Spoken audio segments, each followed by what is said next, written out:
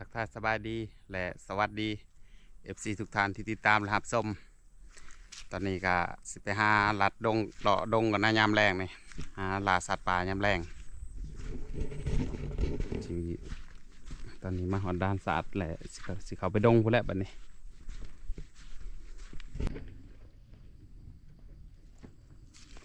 มานี่นะหอยมูดุดใหม่ๆเลยแต่ฝนตกห่ำเลยน่าจะฝนตกห่ำเมื่อคืนนี่บ่ใหม่มองได้มีฝนกระตกนะหอยมูนะมีตัวเบดเลยแถวนี้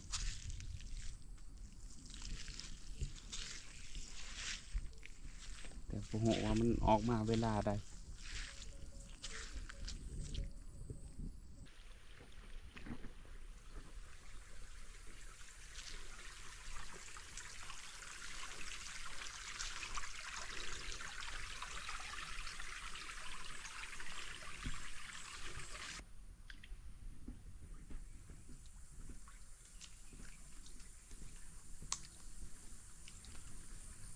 ปลาลายเลย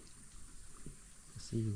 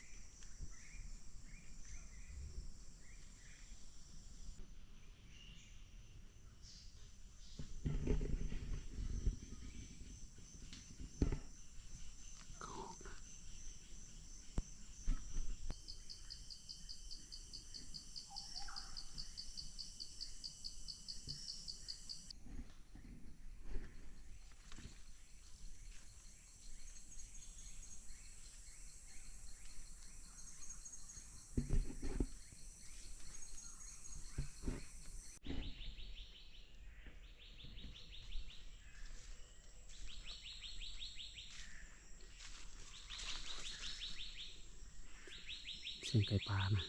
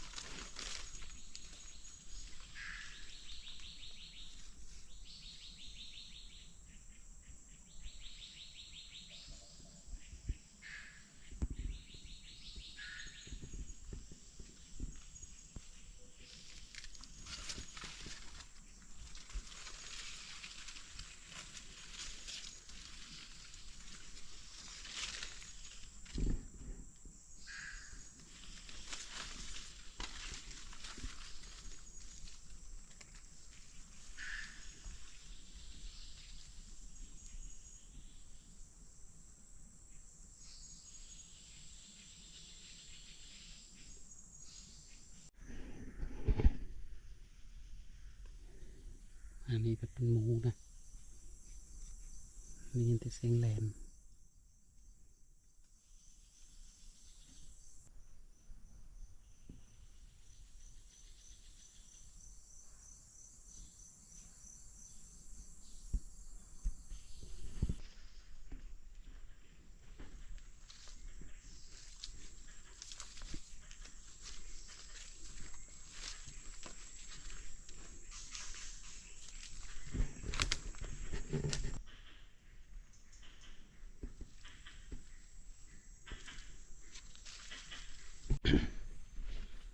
ตอนนี้คำเลยนะมานี่ก็บริถือหัวโคมมาซ้ำทางใดนี่พอหมูแลนมิดนะได้ยินเสียงไก่นะแต่ก็พอหอยหมูดุดไปแล้วพอหมูนะแลนแล้วก็กระหอกนะถ่วงก็เลยมานำกระหอกคิดว่าในได้กับบทัดและหมู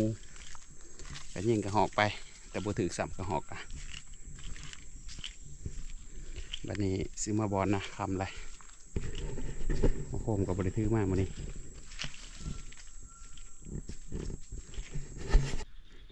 แล้วก็ได้ออกมาวิดดงนะบัดนี้คำเลยตอนนี้ก็ที่บริถือหัวโคมมาเพราะว่ากะว่าสิไปบ่ดนกะกลับนะจะไปแหละพอหอยมูเลยอดบ่ได้ที่จะนำไปกันจนมืดที่วาเลยแหละแต่พอกระหอกพอทางไก่พอทางกระหอกนะมานี่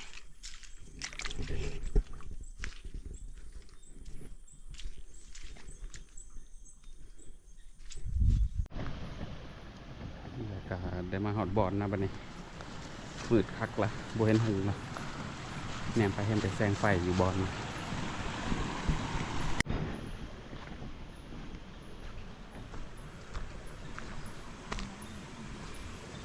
กันเห็ดกินยัง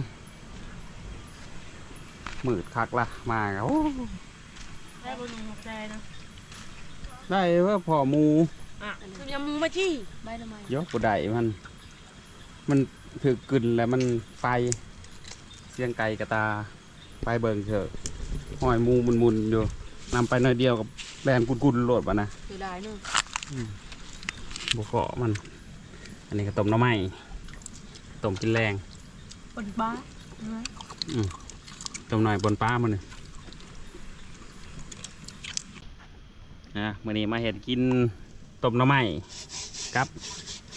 นึ่งข้าวประมาณกับยังเคยบนปลาบ่ไม่ต้มไปเห็ดย่างแย่งทอแก้วกำลังสิปงเพิ่นว่า ดีใจแก้วสิปงมีดีใจบ่มาล่ะรอนออกอีกสะ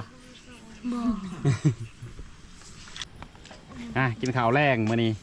ปนปลาอีกคือเก่ากับหน่อไม้ต้มยับไม้จ่อยพี่โค้งแน่ไม้ต้ม โป๊ะ นะเข้ามา ข้าวกระโปะนี่ กินแหละจะหน่อยสิไปยามเบ็ด นั่นลูกเขาใจอยู่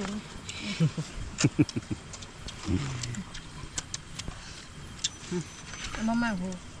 พ่อมีหู แล้วก็มีปิงปลาซิวอีกได้ มามึงเอา นี่ มา นะ ดิเป็น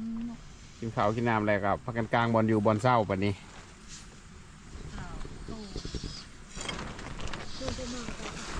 ส่วนเบาสมพงษ์เพิ่นกับกลางบอลนอนเพิ่นยันฝนตกเพิ่นว่า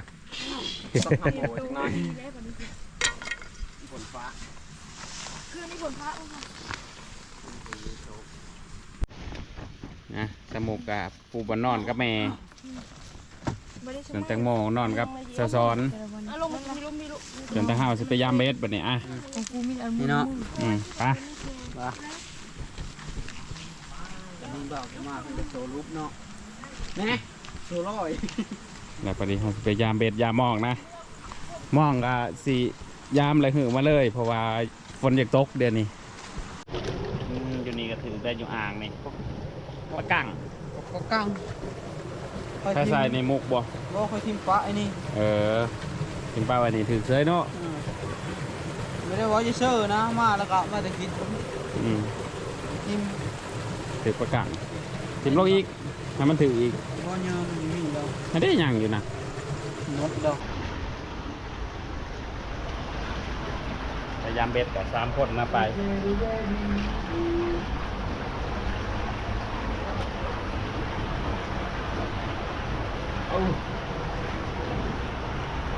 ก็ขับไปได้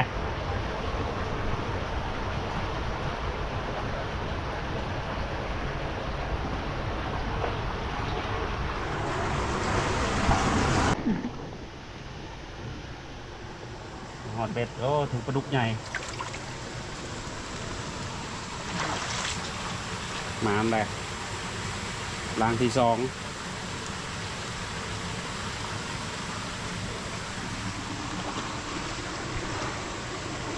ยังบ่ใหญ่ไปเลยเนาะพอดีงามเห็นยัง ไม่หานฮักเงงมันหินมาดูกด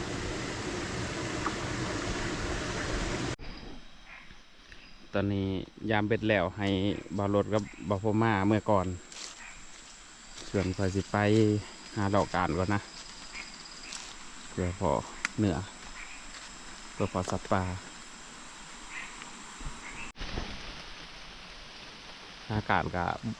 บ่พอยังนะฝนกระตกตอนนี้สิเลาะเมื่อบอลพูดแหละ